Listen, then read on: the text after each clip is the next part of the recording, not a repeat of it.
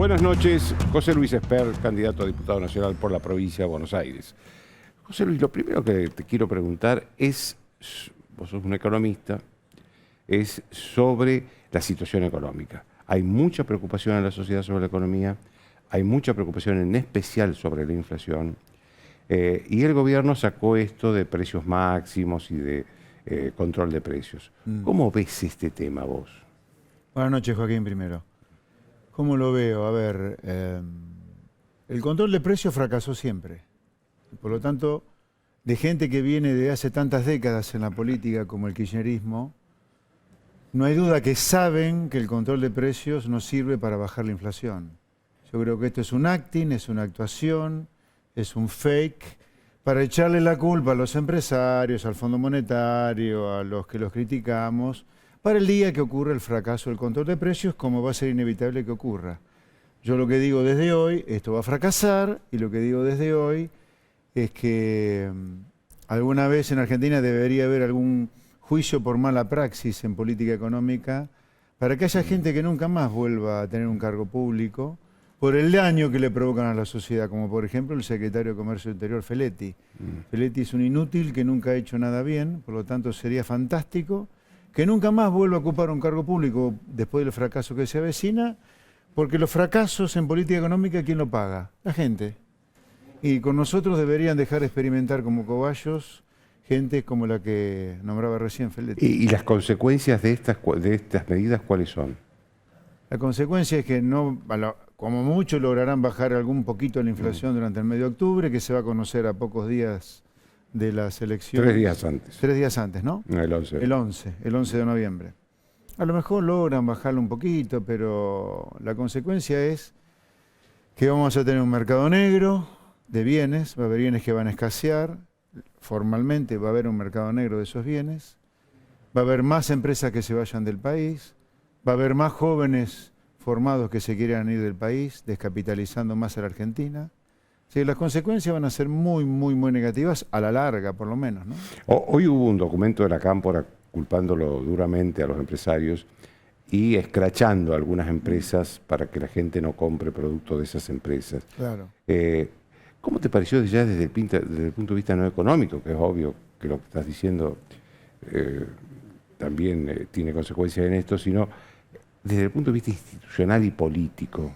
Y lo veo muy grave. La Cámpora, yo diría, es una mezcla de corruptos y directamente analfabestias. Es una mezcla de las dos cosas.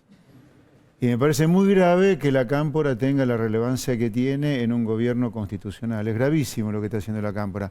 Es más, me voy a hacer cargo muy bien de lo que digo mirando a cámara. No hay que cumplir el control de precios. ¿Por qué no hay que cumplirlo? Porque no tiene nada que ver con el problema inflacionario.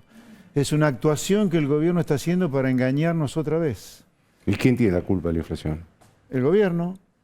Por eso yo como diputado no le voy a aprobar el presupuesto a Guzmán. Porque el presupuesto de Guzmán tiene déficit y el déficit a la larga genera inflación. La inflación se define en el Congreso de la Nación, no se define en el supermercado o en el comercio que sube los precios. Es en el Congreso que se define la inflación, porque en el Congreso se define cuánto gasto hay respecto de la montaña de impuestos que los argentinos pagan, o pagamos. Pues yo también estoy laburando en el sector privado pagando impuestos a lo bestia. Así que en el Congreso se define la inflación, en el Congreso se define la deuda. No hay ningún político de la Argentina que se pueda hacer el distraído con eso. Y los que se hacen los distraídos son un conjunto de cínicos hipócritas. Decime, empezando por el cantinfla que tenemos de presidente, Alberto Fernández, ¿sí? Que manda un presupuesto con déficit, que genera inflación o genera deuda y después manda a los simios de la Cámpora a controlar el precio. después sobre el presidente te iba a hacer una pregunta de ¿quién crees vos que gobierna en este momento? Porque después faltan 2 años, después del 14 año de mandato de Alberto Fernández. Sí. ¿Quién gobierna? ¿Cristina Kirchner o él? Si Morticia o Cantinflas. Y yo creo que gobierna Morticia. Viste que está toda pintada, siempre muy oscura con eso. Que no sé cómo puede abrir los ojos con tanto rímel que tiene. Yo creo que gobierna Cristina, no hay duda. Decime, en la perspectiva de que ustedes, la oposición va a ganar. El gobierno está diciendo también que va a haber un gobierno, que va a haber un golpe blando promovido por la oposición, en la que vos estás incluido, antes del 14 de noviembre. Esto lo dijo Victoria Tolosa Paz hoy. Ajá.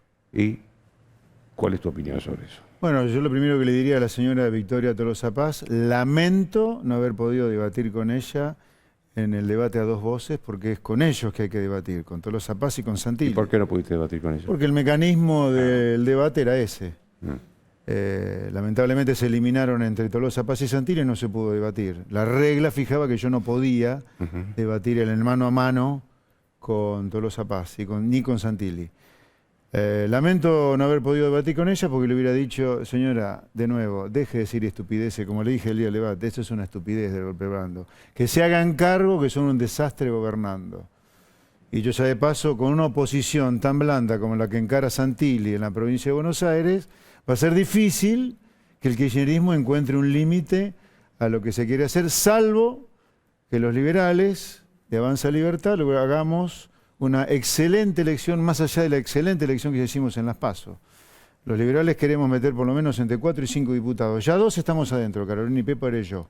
Pero necesitamos que nos voten más para hacer un bloque muy fuerte contra el kirchnerismo, porque no veo a Juntos en la provincia de Buenos Aires que con Santilli, peronista, y con Mane, radical, se le vayan a poner muy fuerte al kirchnerismo. Y yo creo que el kirchnerismo que viene después del 14 de noviembre, completamente desbocado, hay que poner una posición muy dura, como la nuestra. El gobierno está distribuyendo plata, por eso la emisión descontrolada está en la provincia de Buenos Aires. ¿Crees que eso puede influir en las elecciones del 14 de noviembre? No creo.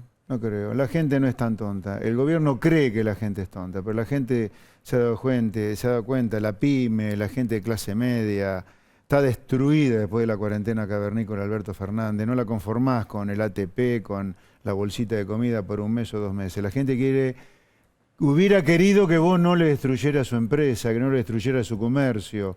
Hubiera querido que los chicos no se le quisieran ir del país como se quieren ir hoy. No le compras, no lo cambiás, no creo. Ahora, también le digo a la gente que ve desmembrada a su familia porque los chicos se van, que tiene la oportunidad de redimirse con esos hijos que se le van, votando una posición en la provincia de Buenos Aires como la nuestra, muy dura contra el kirchnerismo. Al kirchnerismo hay que irle de frente y de punta, contra lo que representan, contra las mafias que representan, contra el apriete que representan, con esta cosa promiscua de reírse en la cara de nosotros como se ríen. Este es un gobierno donde al mismo tiempo que se moría gente por el coronavirus, tenían un vacunatorio VIP. Al mismo tiempo que se moría gente, le privilegiaban la relación con Rusia y China. ¿Dónde estuvo la oposición acá en ese entonces? Nosotros somos esa oposición, bien de punta contra lo peor que le pasó a la democracia en la historia argentina. Ahora, ¿cómo te imaginás vos estos 2 próximos años, digamos, desde el punto de vista institucional y desde el punto de vista económico, ¿no? Yo creo que van a ser complicados, porque el kirchnerismo gane o pierda el 14 de noviembre va a ser complicado de todas maneras institucionalmente, y desde lo económico va a ser complicado, porque si no tenemos acuerdo con el Fondo Monetario, Argentina va a entrar en default con el Fondo Monetario. Y si entramos en default con el Fondo Monetario, Argentina se prende fuego a lo bonzo, si no hay acuerdo con el Fondo. Y si hay acuerdo con el Fondo, igualmente van a ser 2 años muy duros en materia económica, porque va a haber que hacer un montón de ajustes y correcciones, que básicamente es blanquear la basura que se ha barrido bajo la alfombra después de las PASO. Emisión descontrolada, gasto público descontrolado, controles de precio, atraso tarifario, atraso del dólar oficial también, etc. Así que vienen 2 años entre complicados y críticos, te diría. Dependiendo si defaulteamos la deuda o no con el fondo. Lo peor, lo digo desde hoy, anticipándome mucho a lo mejor, pero lo digo desde hoy, advirtiendo claramente al gobierno que no le defaultee la deuda al Fondo Monetario, por más que todos estos chiflados de la cámpora pidan que no se le pague al fondo, porque es quedarnos afuera del planeta. ¿Existe vida después del fondo? En la Tierra no, existirá en otro lugar que es Marte, pero en la Tierra no hay vida. Ahora, ¿en estas condiciones es posible firmar un acuerdo con el fondo? Mirá, no sé si es posible, pero yo creo que acá hay que poner claramente las cosas donde hay que ponerlas. Si no tenés acuerdo con el fondo, Argentina se prende fuego, porque Argentina le defaultea la deuda al fondo si no tiene acuerdo con Bueno, el el fondo. presidente anunció hoy que va a estar con Cristalina Georgieva la semana que viene. Bueno, espero que le diga que va a acordar, porque ¿sabe por qué es un tema Bueno, pero crítico? para acordar se necesita también hacer concesiones al fondo. Muchas, muchas. A ver, esto no es como cuando Néstor Kirchner le pagó al Fondo Monetario, ¿te acordás? En Sí, enero de 2006. 1.800 millones. 10.000 millones de dólares, bueno, pero tenía 5 veces el tamaño ese de reservas. O 3 veces por lo menos. Hoy lo que hay que pagarle al fondo en los próximos 2 años es igual a las reservas brutas que tiene el Banco Central. O sea, nos quedamos sin reservas si no hay acuerdo con el fondo. Si hay acuerdo, está tacho y tacho, como se dice. Te presto 40 para que me pagues 40. Ahora, si no están los 40 del fondo, que es un asiento contable, hay que pagarlo a eso. No veo cómo lo va a pagar.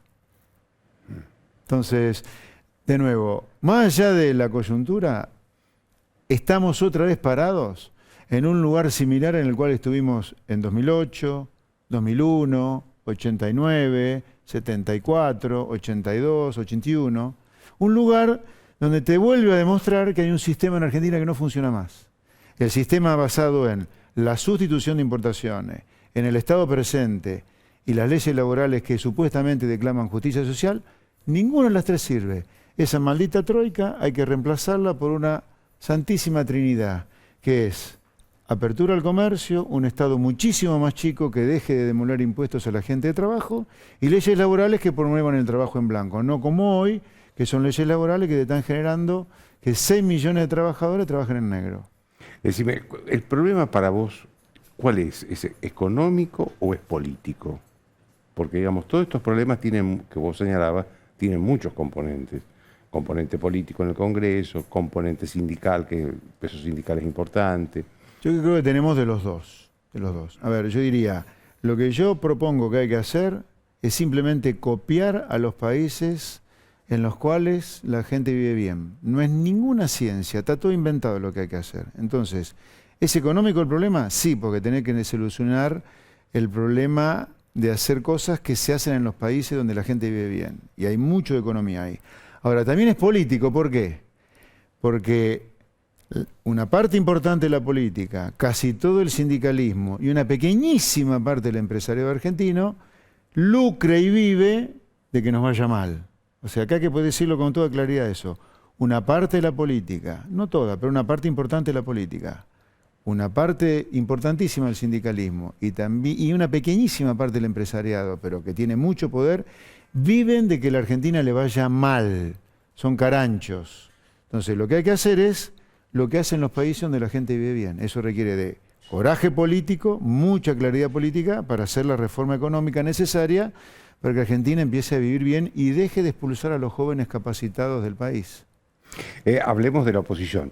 Sí. Acá dijo Patricia Bullrich que estaba dispuesta a hacer un acuerdo con vos y con Javier Milei después de las elecciones. Y después estuvo Javier Milei acá y dijo que estaba dispuesto a acordar con Patricia Bullrich. Sí. ¿Vos? No, yo no quiero ni hablar de eso. ¿Sabe por qué no quiero hablar? No porque le escabulle al bulto, soy hasta demasiado frontal, dicen algunos. Pero ¿sabes por qué no quiero ni hablar del 2023? Porque acá hay urgencias que tenemos que atacar ahora. Y desde el Congreso podemos hacer muchísimo para solucionar los problemas de la gente. La gente tiene problemas de que no llegue a fin de mes, eso por la inflación. En el Congreso tenemos que sancionar presupuestos donde no haya déficit fiscal y cortar el gasto que haya que cortar para que no se emita demasiado dinero o no nos endeudemos. Eso depende del Congreso. Segundo, en materia de seguridad, la gente está aterrada por la inseguridad y podemos hacer mucho del Congreso. Por ejemplo, delito de adulto, pena de adulto, bajar la edad de la imputabilidad a los 14 o a los 12 años. Tenemos que modificar el Código Penal para que las penas sean de cumplimiento efectivo. Basta con esta mentira de que te dan 20 años, te portás bien 12, te largan a los 13. No, o son 20 años o son 13, que haya certeza absoluta de la pena. Desde el Congreso también podemos hacer mucho en materia laboral. La gente tiene terror a perder el trabajo. Hay que reformar todas las leyes laborales e ir de frente contra las mafias sindicales. Así que nosotros tenemos una agenda legislativa enorme. 2023 hoy es el siglo que viene. No, pero no estoy hablando de 2023, estoy hablando después de la elección del 14 de noviembre. No, bueno, Si vos me decís, después del 14 de noviembre, nosotros tenemos una biblia de proyectos de leyes que vamos a presentar en el Congreso, que son todas las que te digo, para acordar con quienes estén de acuerdo y para convencer a los que no estén de acuerdo.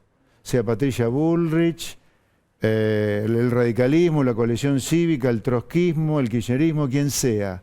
Nosotros vamos a poner a disposición de todos los diputados de la Nación un conjunto de reformas para cambiar la vida por el bien de los argentinos.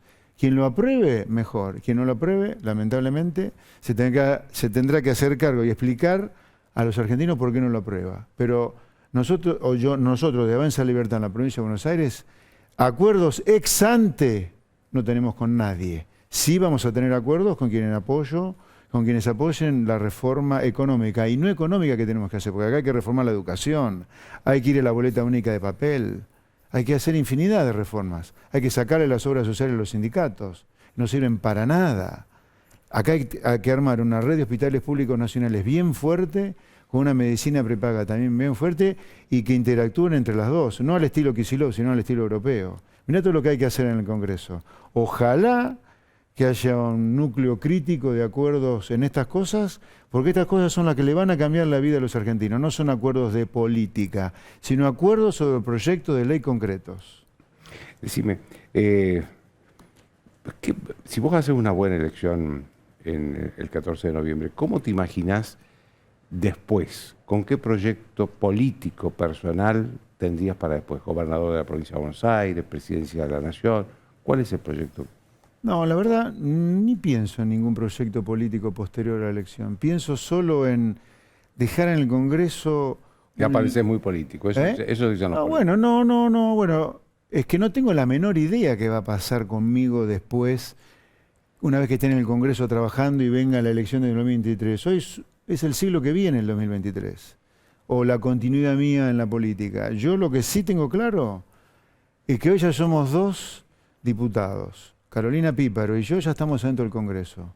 Lo que le pedimos a la gente es que voten más liberales en la provincia de Buenos Aires, que voten más Avanza Libertad, porque esa es la oposición dura al kirchnerismo, no la blanda de Juntos, y proponemos además las reformas necesarias para que Argentina sea un país que no expulse más argentinos hacia el exterior, que sea un país vivible. En eso estoy concentrado. ¿Qué va a pasar conmigo políticamente después que sea diputado? Ni me importa, te diría. No solo no lo pienso, sino que ni me importa. Me importa sí armar la bitácora de toda la reforma que Argentina tiene que hacer para que sea un país vivible para nosotros.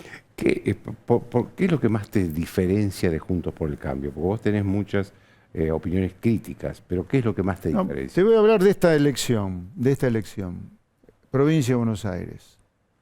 De esta lista de Juntos por el Cambio, la que encabeza el señor Santilli. Digo, Santilli va a solucionar el problema de la inseguridad en la provincia de Buenos Aires, que es una cosa que aterra a la gente cuando no puede parar en piquete en la capital federal siendo vicejefe de gobierno.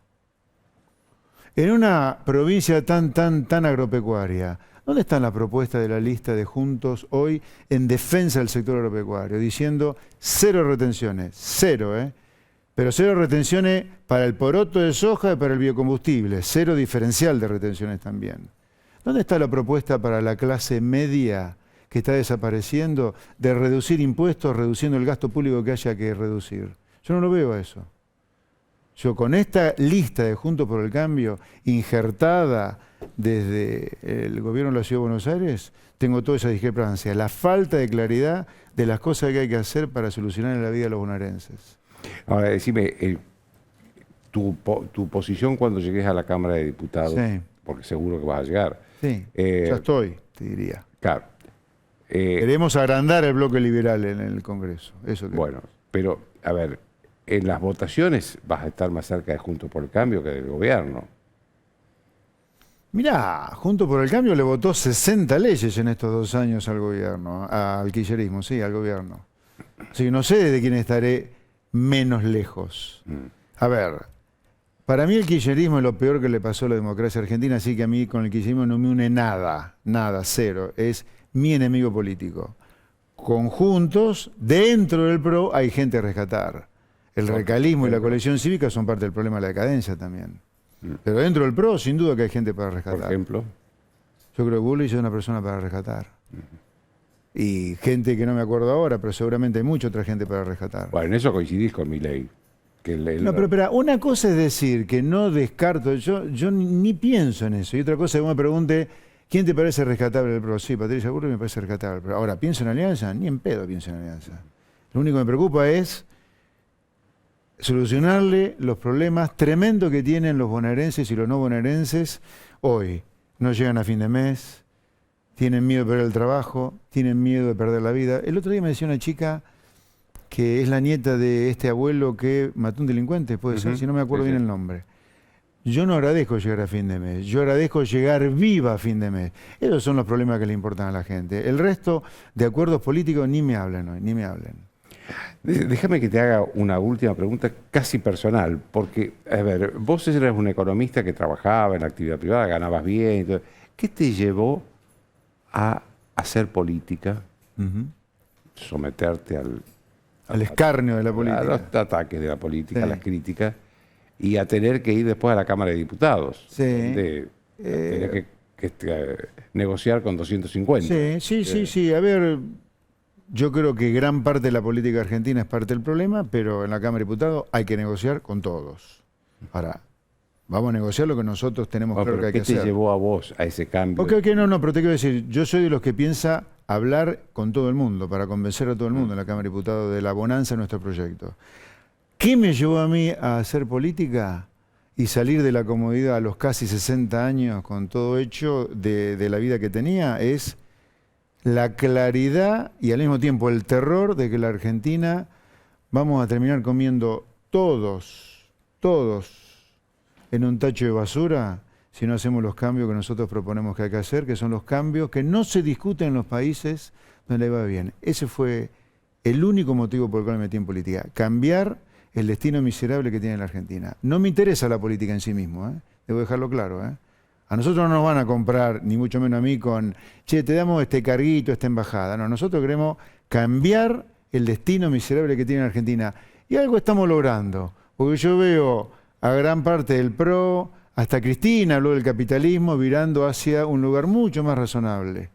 Vidal, que estuvo desaparecido durante todo 2020, dejando tirados a los bonaerenses, está hablando de que hay que bajar impuestos, Santilli también. Todo medio de la chacota, como son ellos, porque no tienen la menor idea de cómo se hacen las cosas realmente. Pero veo que nuestro gran aporte hasta ahora ha sido cambiar la discusión hacia un lugar más razonable. Los dementes del kirchnerismo, por supuesto, están discutiendo el delirio de ellos, de siempre, ¿no? Que los empresarios suben los precios, por ejemplo. O que no vamos a intervenir, como dijo Aníbal Fernández, después se desdijo, en el conflicto mapuche para que no nos ocurra un caso Maldonado. Como que tendrá que ver un chico que se ahoga cuando es perseguido por la gendarmería o quien sea, con los asesinos mapuche que incendian casas, ¿no?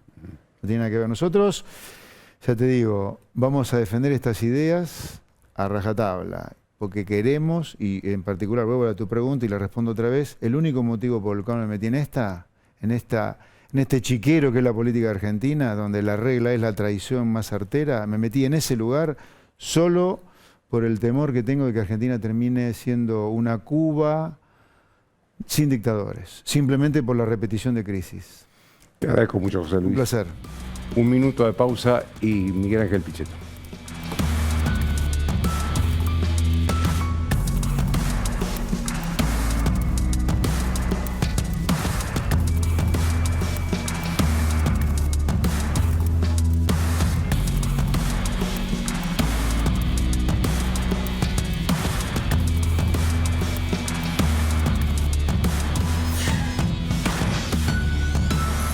Bien, Miguel Ángel Pichetto, como los anuncié, él es auditor general de la Nación, porque es un cargo que le corresponde a la oposición. Él integra la coalición Juntos por el Cambio. Doctor, lo primero que quiero preguntarle es su opinión. Usted es un patagónico, viene de Río Negro, siempre ha hecho su carrera política ahí. Su opinión sobre lo que está pasando en la Patagonia, en el sur, con estos que se llaman supuestamente mapuches, ¿no? Sí. Que están agrediendo mucho y hay terror, hay temor en la Patagonia, ¿no?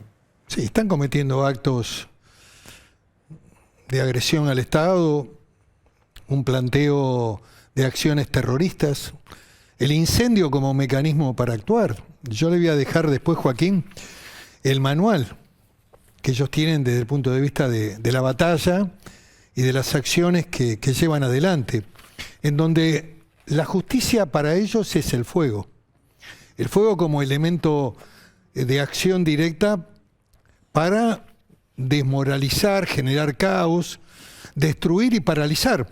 Es el título que está encabezando y que tiene, en realidad el manual tiene mucho de lo que es las Fuerzas Armadas Revolucionarias de Colombia, la FARC, Sendero Luminoso, digamos.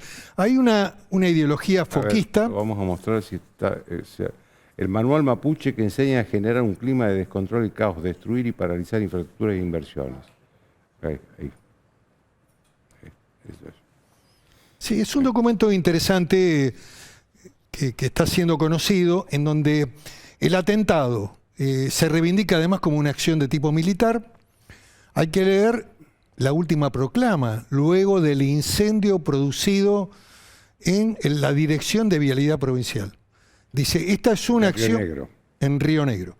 Esta es una acción militar en el camino de construir un Estado autónomo, ancestral, mapuche, digamos, bueno, una acción más... Facundo Juanes Guala lo dijo ayer, ¿no? Bueno, es muy interesante el documento de Facundo Jones Guales que se publicó hoy también en todos los medios, ¿no? Donde habla de un territorio mapuche, nacional mapuche. Él habla del Estado autónomo, no reconoce ni a Chile ni a Argentina como estados, solamente son sujetos de dominación capitalista, hay toda una cosmovisión. Pero es muy interesante lo que dice en un párrafo de la nota que se publicó en muchos medios. Solo creo en nuestro proceso propio de lucha revolucionaria hacia la autodeterminación, la liberación nacional mapuche. No adhiero a discursos miedosos ni tibios, etc. ¿Qué quiere decir? Que, bueno, esto está en desarrollo. ¿Cómo se pueden calificar a estas acciones donde ni la Iglesia argentina se salva, Joaquín? Porque también ellos visualizan estos grupos, no todos, porque la comunidad descendiente de mapuches originarios no hay más. El último murió aproximadamente en 1980, 70, por ahí anda. Pero hay gente que es buena, que es honrada y que ha planteado, digamos, el reclamo a la tierra desde el punto de vista de la posesión ininterrumpida, el reconocimiento. Y esa gente... de las zonas protegidas. Sí, y esa gente está dentro. Eso está dentro de lo que la Constitución ordenó al Congreso y la ley que dictó el Congreso. Lo que sí creo que la ley no se puede seguir prorrogando sin fin, porque de lo contrario aparecen estos grupos que arman estructura y que reivindican tierras sobre parques nacionales fundamentalmente. Hay algunos elementos que indican cierta condescendencia del gobierno, fundamentalmente el rol del INADI. Pero, a ver, sobre eso le quiero preguntar. ¿Es condescendencia, es temor, es ideología? Hay un poco de las dos cosas. Hay una visión ideológica, digamos, hay un asesoramiento también de viejos montoneros en la región. Digamos, aparece la figura de Cirilo Perdía como jefe de la gremial de abogados que defiende a esta gente, que la mayoría de ellos, como está encapuchada, todavía no tiene identidad. Ha habido una floja tarea... Ellos se mueven encapuchados. Cuando operan sobre determinados lugares que toman, o prenden fuego, o incendian, lo hacen a la noche, encapuchados. Cuando golpean a frutos o a los pobladores, amedrentan, digamos. Esto lo hacen en la oscuridad. El fuego como un elemento purificador, que también se lo aplicaron a la iglesia.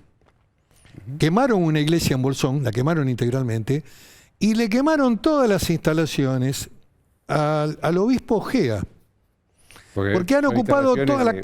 El obispado de San Isidro. Exactamente, han ocupado la costa del Mascardi, y allí sobre esa costa del Mascardi, el lago Mascardi, había instalaciones históricas de la iglesia que eran utilizadas por jóvenes de todo el país, especialmente en el verano, como lugar que la iglesia tenía como aporte espiritual y también para el conocimiento de la montaña, de Bariloche. Y durante muchos años la iglesia tuvo esa propiedad en ese lugar y, bueno, ellos lo ocuparon, lo reivindicaron, pusieron la bandera mapuche. Cuando se enteraron que se podía producir un desalojo, porque el juez de la provincia de Río Negro ordenó el desalojo, el doctor Saavedra, que era abogado de la diócesis de San Isidro, le comunica a Monseñor Ojea que estaba listo el desalojo, había que hacerlo con las fuerzas de seguridad, porque con esta gente no hay mediación, ¿eh? Con estos grupos, digamos, no hay mediación o una tarea de persuasión. Cuando se enteraron, prendieron fuego a todo. Hoy prácticamente todas esas instalaciones han sido quemadas. La Iglesia supuestamente habrá analizado que no convenía sacarlos por la fuerza, pero bueno, es una mala señal también, porque nunca se restablece el Estado de Derecho, el orden, y entonces se valida la usurpación violenta, se valida el incendio.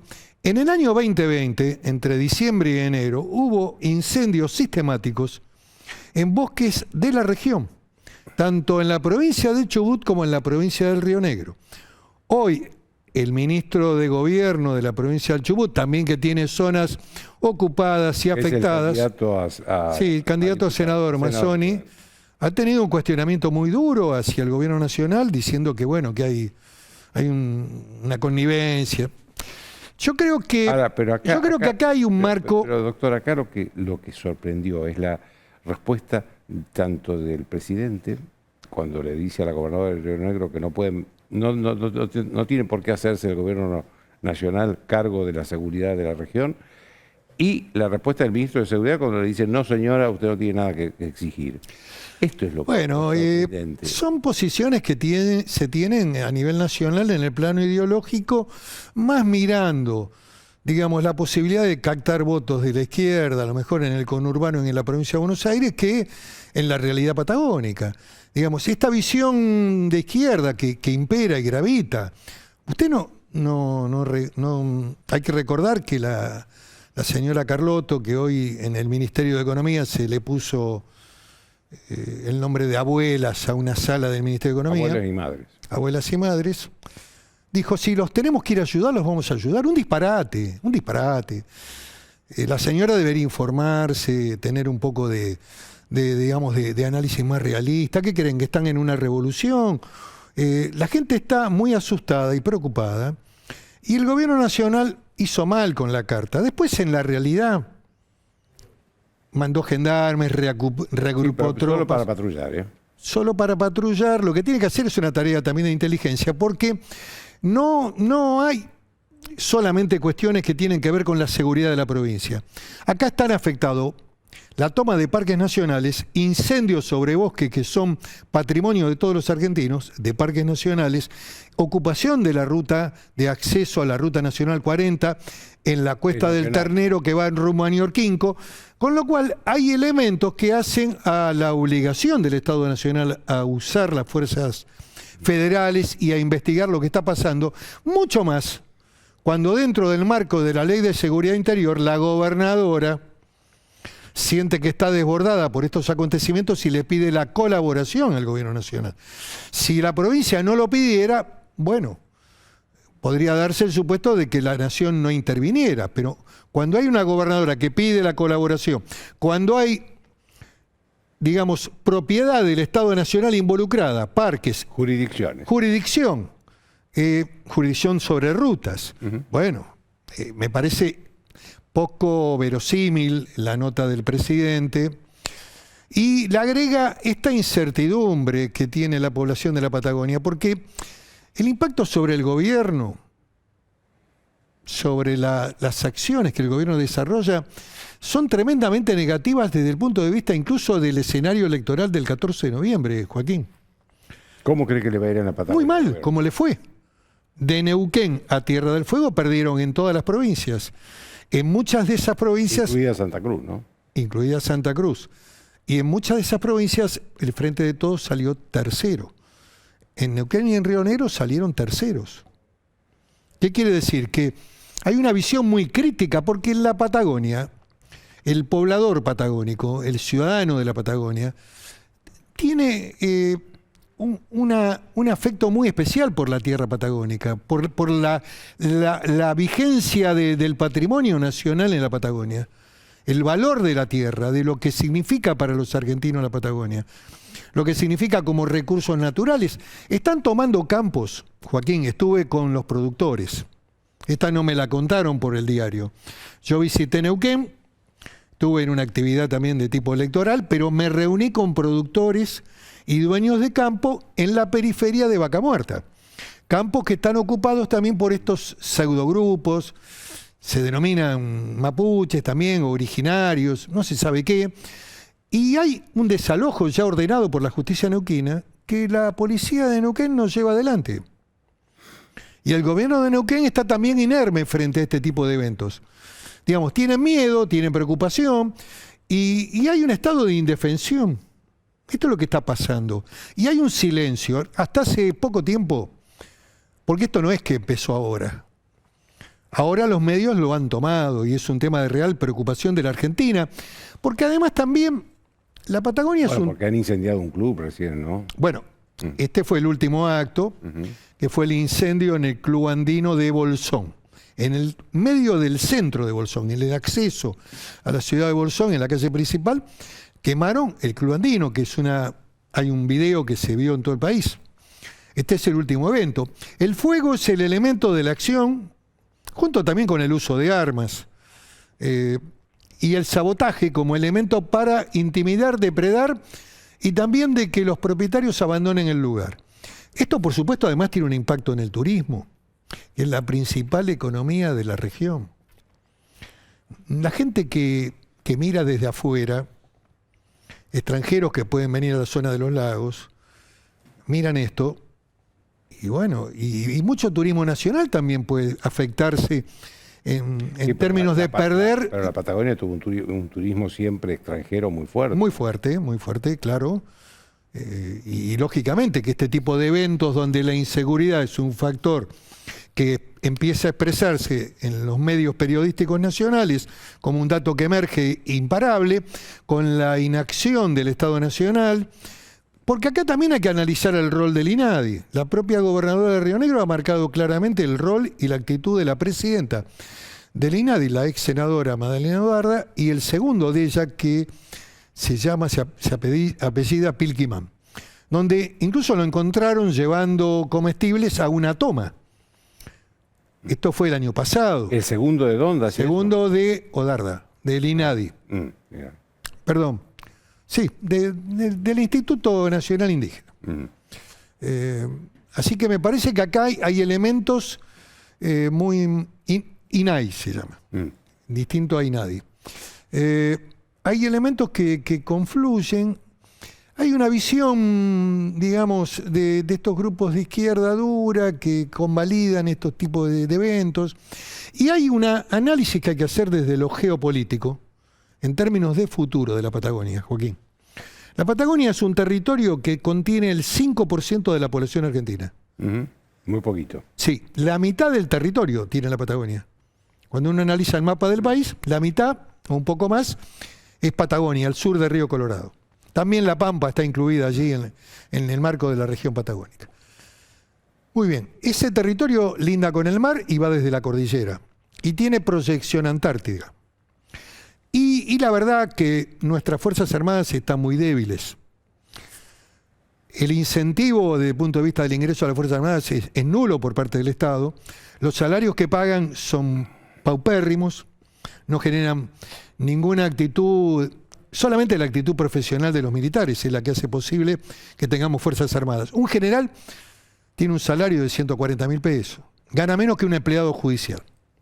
Lo que quiero decir es que el ejército, que era importante en la Patagonia por toda la línea de fortines que tuvo durante hasta la mitad del siglo XX, hasta 1990, donde se empieza a desactivar muchos regimientos, hoy ha perdido presencia el Ejército Nacional en la Patagonia.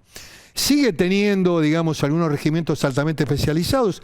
En Bariloche está la Escuela de Montaña, pero el ejército no puede ser utilizado para este tipo de eventos, porque la ley de seguridad interior prohíbe esto. Así es. Ahora, la proyección a la Antártida.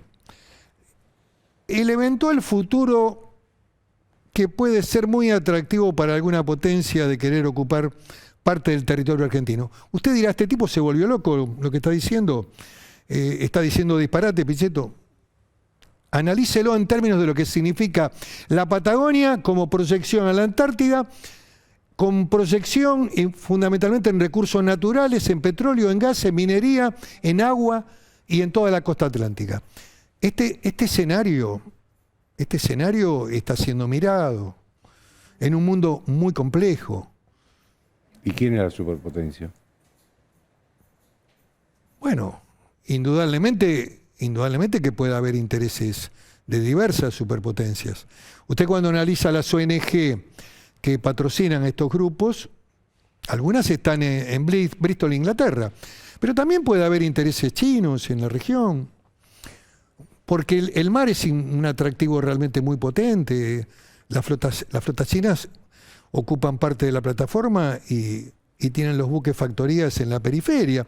Y este es un tema que por lo menos hay que empezar a analizarlo en términos de la geopolítica.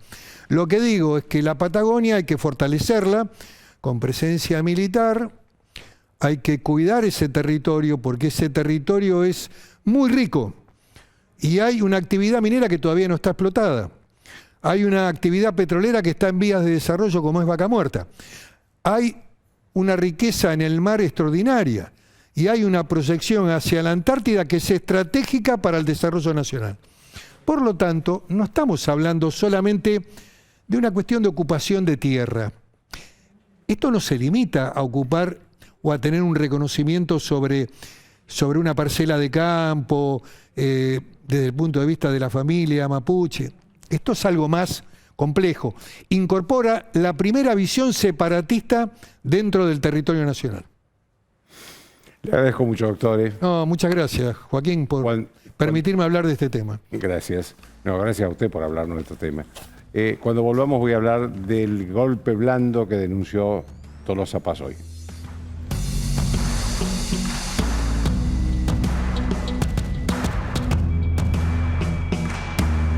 Hoy Victoria Tolosa Paz denunció que va a haber, o que la oposición está buscando un golpe blando antes del 14 de noviembre, el día de las elecciones.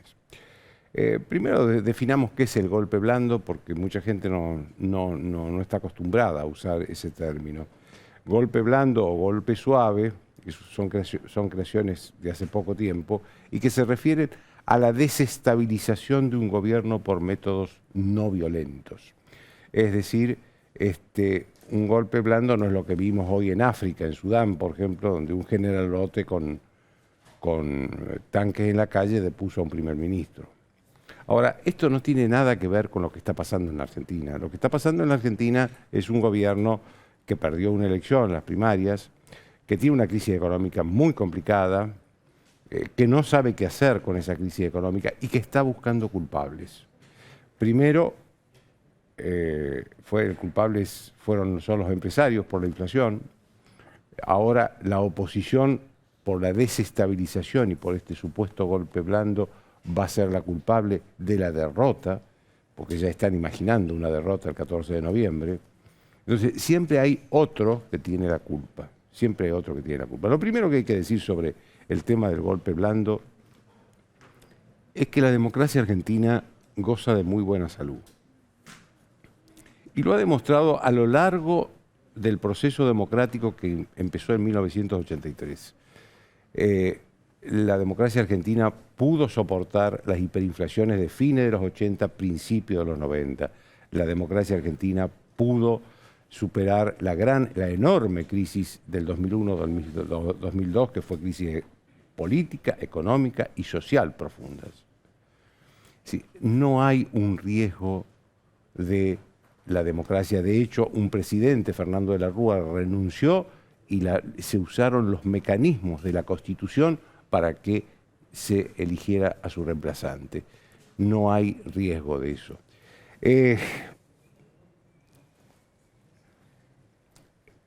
A todo esto, ¿quiénes son los que más han hecho por gestos destituyentes? No digo golpe blando, sino gestos destituyentes. Yo recuerdo esas marchas que hacía el kirchnerismo en la época, en el gobierno de Macri, con un helicóptero, llevaban un helicóptero, una maqueta de helicóptero, que era claramente una alusión al helicóptero que había usado Fernando de la Rúa con la renuncia. Es decir, estaban pidiendo la renuncia de Macri y que se fuera por un helicóptero, con un helicóptero, o subido a un helicóptero, y ni siquiera por la puerta grande de la Casa de Gobierno. Hay gesto más destituyente que ese, pero hay un gesto peor de destituyente, el que le provocó Cristina Kirchner al presidente Alberto Fernández después del 12 de septiembre, cuando con una carta le cambió el jefe de gabinete, le sacó el vocero, le cambió la mitad del gabinete. Eso es realmente un gesto mucho más destituyente que críticas que la oposición puede hacer a la política de precios máximos, de control de precios, o a la subvaluación del dólar, porque también eso lo mezcló hoy Tolosa Paz, que la oposición estaba buscando la devaluación del dólar, del peso. Yo creo que acá no hay un golpe blando y un golpe duro. Lo que hay es una situación muy crítica, una sociedad que está expectante porque no sabe qué es lo que va a pasar después de las elecciones, y creo que el gobierno tampoco sabe lo que va a pasar después de las elecciones. Lo que sí está claro, y hoy lo dijo la Cámpora formalmente, es que ellos están dispuestos a buscar culpables en muchos aspectos, pero han enfocado sobre todo hoy en los empresarios, que aparentemente, según ese documento, especulan contra el pueblo argentino para ganar plata. Son ideas de estudiantes porque ya en el mundo no se discute si la inflación, quién la produce a la inflación. O en todo caso, si hay una discusión, dice la provoca el gobierno o la provoca el Banco Central, pero no los empresarios, por lo general.